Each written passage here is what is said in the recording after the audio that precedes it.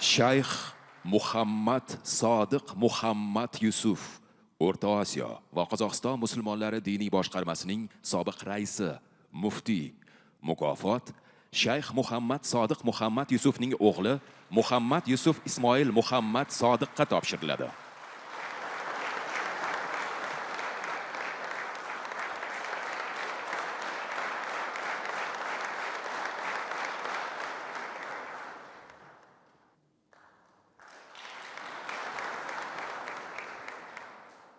Alloh taologa hamd, Rasul akram sallallohu alayhi vasallamga salovat va durudlar bo'lsin.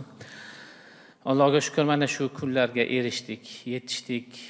Ustozlarimizni, ulug'larimizni, bu yurtni tarbiyachilarini ehtirom va taqdir ko'rganlarini ko'rib turibmiz. Albatta bu ishni Allohga yaqin bo'lgan inson, Allohga ixlosi bo'lgan insongina amalga oshiradi degan meni bir ishonchim bor.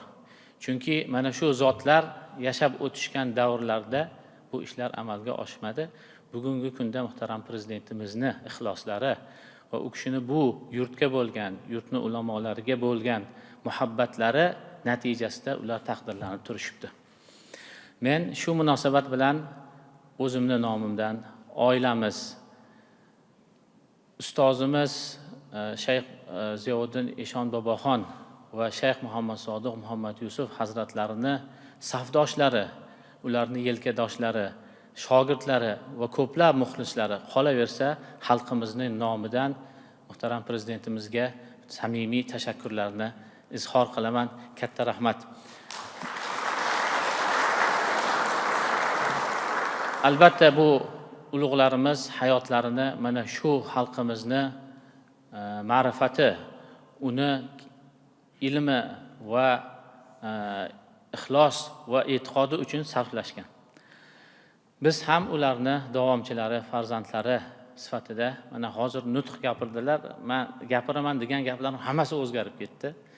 Chunki har bir nutqni gapirganlarda men otam orzu qilgan kunlar kelganligiga yanada ishonch hosil qildim.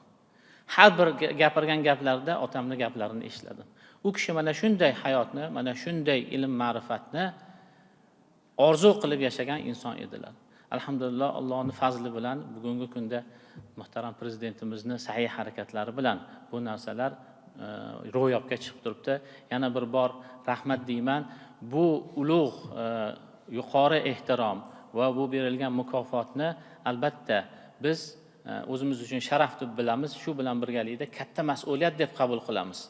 Shu zotlarni farzandi, shu zotlarni shogirdi sifatida siz olib borayotgan bu islohotlar, yurt, xalq ravnaqi uchun qilayotgan sa'y harakatlaringizda albatta sizni yoningizdamiz, kamarbastamiz, hamma xizmatga tayyormiz.